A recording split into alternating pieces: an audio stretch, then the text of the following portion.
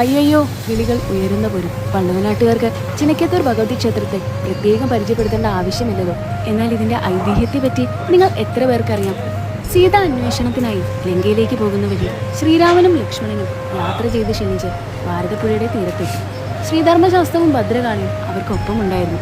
വിശ്രമത്തിന് അനുയോജ്യമായ സ്ഥലം അന്വേഷിച്ചു വരാൻ ശ്രീരാമൻ ശാസ്താവിനോട് പറഞ്ഞു. ഉടനെ ശാസ്താവ് ഭദ്രകാളിയോടൊപ്പം പുറപ്പെട്ടു. അങ്ങനെ ശ്രീരാമനും ലക്ഷ്മണനും തിരുവില്ലാമലയിലെത്തി വിശ്രമിക്കാൻ ഏറ്റവും അനുയോജ്യമായ സ്ഥലം അവിടെയാണെന്ന് മനസ്സിലാക്കി. അവർ അവിടെ തന്നെ ഇരുന്നു. ഏറെ നേരം കഴിഞ്ഞിട്ടും ഭദ്രകാളിയെയും ശാസ്താവിനെയും കാണാത്തതിനാൽ അവർ അന്വേഷണം തുടങ്ങി. അന്വേഷണത്തിനൊടുവിൽ തിരുവില്ലാമലയിൽ വെച്ച് തന്നെ ശാസ്താവിനെ കാണുകയും കാലിൽ പോണ്ട ശ്രീരാമൻ ശാസ്താവിനെ 50 അടി പടുകുഴിയിലേക്ക് ചവിട്ടി താഴ്ത്തുകയും ചെയ്തു. അങ്ങനെ വീണതിനാലാണ് തിരുവില്ലാമലയിലെ കുണ്ടിലയ്യപ്പൻ പ്രതിഷ്ഠ എന്നും പറയപ്പെടുന്നു. ഈ സംഭവം കണ്ട ഭദ്രകാളി അയ്യയ്യോ എന്നെ കൊല്ലുന്നേ രക്ഷിക്കണേ എന്ന് വിളിച്ച് ഓടിയത്രേ. ഭാരതപ്പുഴ കടന്നോടിയ ഭദ്രകാളി ഒരു സ്ഥലം കഴിഞ്ഞ് സ്വയംഭൂവായി അവതരിച്ചു. അവിടെയാണ് ഇന്ന് ക്ഷേത്രം സ്ഥിതി ചെയ്യുന്നത്.